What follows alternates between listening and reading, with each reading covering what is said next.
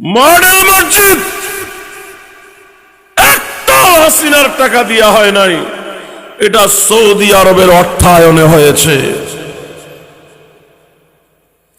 Saudi আরব থেকে যার মাধ্যমে অর্থটা এসেছে, আল্লাহর কসম, সে কোন মন্ত্রী এমপি বা রাষ্ট্রদূত নয়, সে দেওবন্দি কওমি একজন আলেম, যার নামটাও 15-16 বছরে প্রকাশ করা হয় নাই।